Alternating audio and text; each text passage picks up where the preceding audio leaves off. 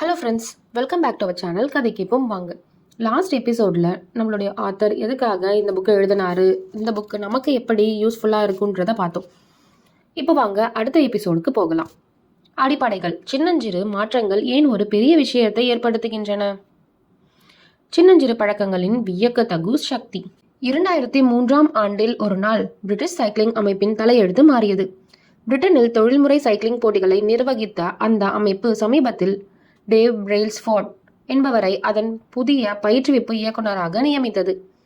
அந்த சமயத்தில் சுமார் 100 ஆண்டுகளாக பிரிட்டனின் தொழில்முறை சைக்கிளிங் பந்தய வீரர்கள் சராசரிக்கும் கீழான நிலையையே செயல்பட்டு வந்திருந்தனர்.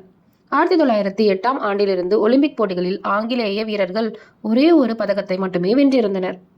உலகின் மிகப்பெரிய சைக்கிளிங் பந்தயமான டூர் டி பிரான்ஸ் பந்தயத்தில் 110 ஆண்டுகளாக ஆங்கிலேய வீரர்களின் ஒருவர் கூட வெற்றி பெற்றிருக்கவில்லை. ஆங்கிலேய வீரர்கள் சராசரிக்கும் கீழான நிலையில் செயல்பட்டதால் அவர்களுக்கு தங்களுடைய சைக்கிள்களை விற்றால் மற்ற அணிகள் அவற்றை வாங்க தயங்கும் என்றும் அதனால் தங்களுடைய சர்வதேச விற்பனை பாதிக்கப்படும் என்றும் ஒரு முன்னணி ஐரோப்பிய சைக்கிளிங் தயாரிப்பு நிறுவனம் பயந்தது. அந்த அளவுக்கு ஆங்கிலேய சைக்கிள் பந்தய வீரர்கள் மோசமாக செயல்பட்டனர். நிலைமையை சரி செய்யும் பொறுப்பு பிரெய்ல்ஸ்ஃபோர்டிடம் ஒப்படைக்கப்பட்டது. அவர் ஒரு குறிப்பிட்ட யுக்தியை பயன்படுத்தியது முந்தைய அனைத்து பயிற்றுவிப்பாளர்களிடம் இருந்தும் அவரை வேறுபடுத்தியது. மேம்பாடுகளின் கூட்டு என்று அவர் அதை அழைத்தார். சின்னஞ்சிறு, அதாவது நீங்கள் செய்கின்ற எந்த ஒரு விஷயத்திலும் ஒரு சிறு துளி மேம்பாட்டை தேடுவது அதன் தத்துவமாக இருந்தது. ஒரு சைக்கிளை ஓட்டுவதில் உள்ள ஒவ்வொரு அம்சத்தையும் தனித்தனியாக பிரித்து அவை ஒவ்வொன்றையும் 1% மேம்படுத்தினால் பின்னர் அவற்றை ஒன்றிணைக்கும் போது ஒரு குறிப்பிடத்தக்க மேம்பாடு விளையும் என்று பிரெய்ல்ஸ்ஃபோர்ட் கூறினார். அவரும் அவருடைய சக பயிற்றுவிப்பாளரும் சிறு சிறு மாற்றங்களை செய்ய தொடங்கினர். முதலில் சைக்கிள்களின் இருக்கைகள் அதிக சௌகரியமாக இருக்கும் விதத்தில் அவற்றை மறுவடிவமைப்பு செய்தனர்.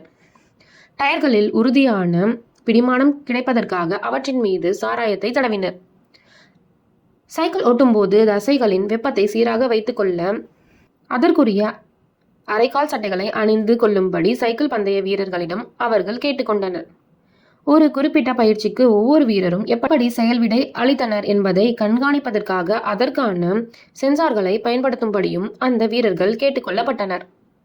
போட்டிகளின் போது அந்த வீரர்கள் அணிந்த ஆடையிலும் அவர்கள் தகுந்த மாற்றங்களை செய்தனர்.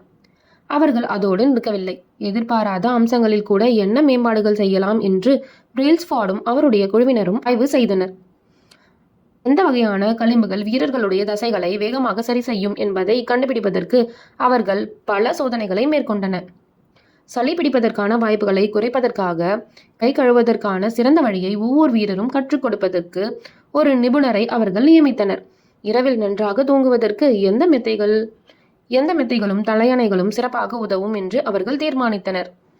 அவர்கள் தங்களுடைய அணியின் வண்டியின் உட்புறத்தை வெள்ளையடித்தனர். சிறு தூசி துகள்கள் இருந்தால் கூட அவை சைக்கிள்களுக்குள் புகுந்து அவற்றின் செயல்திறனை குறைத்து விடுவதை தவிர்ப்பதற்காக அவர்கள் அந்த ஏற்பாட்டை செய்தனர். இது போன்ற இன்னும் நூற்றுக்கணக்கான மேம்பாடுகளை அவர்கள் செய்தனர். அவை எல்லாமாக சேர்ந்து விளைவுகள் மிக வேகமாக வந்தன. பிரெய்ல்ஸ்ஃபோர்ட் அந்த அமைப்பின் பயிற்றுவிப்பு இயக்குநராக பொறுப்பேற்று வெறும் 5 ஆண்டுகளுக்கு பிறகு 2008இல் பெய்ஜிங் நகரில் நடைபெற்ற ஒலிம்பிக் போட்டிகளில் ஆங்கிலேய சைக்கிள் பந்தய வீரர்கள் மிக சிறப்பாக செயல்பட்டு 60% தங்கப்பதக்கங்களை வென்று எல்லோரையும் வியப்பில் ஆழ்த்தினர். 4 ஆண்டுகளுக்கு பிறகு லண்டனில் நடைபெற்ற ஒலிம்பிக் போட்டிகளில் அவர்கள் மேலும் சிறப்பாக செயல்பட்டு 9 ஒலிம்பிக் சாதனைகளையும் 7 உலக சாதனைகளையும் நிகழ்த்தினர். ஆண்டில் சார்லி விக்கின்ஸ் டூர் டி பிரான்ஸ் போட்டியில் பங்கேற்று வெற்றி பெற்று அப்போட்டியை வென்ற முதல் ஆங்கிலேய சைக்கிள் வீரராக ஆனார். அடுத்த ஆண்டு அவருடைய அணியை சேர்ந்த இன்னொரு வீரரான கிறிஸ் ஃப்ரூம் அப்போட்டியை வென்றார். 2015, 16 மற்றும் 17ஆம் ஆண்டுகளில் மீண்டும் அவரே அப்போட்டியில் வெற்றி வாகை சூடினார். இதன் மூலம் 6 ஆண்டுகளில் ஆங்கிலேய அணி 5 டூர் டி பிரான்ஸ் போட்டிகளை வென்றது. 2007க்கும் 17க்கும் இடைப்பட்ட 10 ஆண்டு காலத்தின் போது ஆங்கிலேய சைக்கிள் பந்தய வீரர்கள் 178 உலக சாம்பியன்ஷிப் பட்டங்களை வென்றனர். 66 ஒலிம்பிக் தங்க பதக்கங்களையும் உடல் ஊனமுற்றோருக்கான ஒலிம்பிக் தங்க பதக்கங்களையும் 5 டூர் டி பிரான்ஸ் வெற்றிகளையும் கைப்பற்றினர். சைக்கிள் பந்தய வரலாற்றில் நிகழ்ந்த மாபெரும் வெற்றியாக இது கருதப்படுகிறது. இதெல்லாம் எவ்வாறு சாத்தியமாகிறது? முன்பு சாதாரண வீரர்களை கொண்டிருந்த ஓர் அணி எப்படி சிறிய மாற்றங்களை ஏற்படுத்தி கொண்டதன் மூலம் உலக சாம்பியனாக ஆகிறது? சிறு சிறு மாற்றங்கள் எப்படி காலப்போக்கில் ஒன்றிணைந்து இத்தகைய அமான விளைவுகளை பெற்றுக் கொடுக்கின்றன? இதே அணுகுமுறையை உங்கள் சொந்த வாழ்க்கையில் எப்படி செயல்படுத்துவது?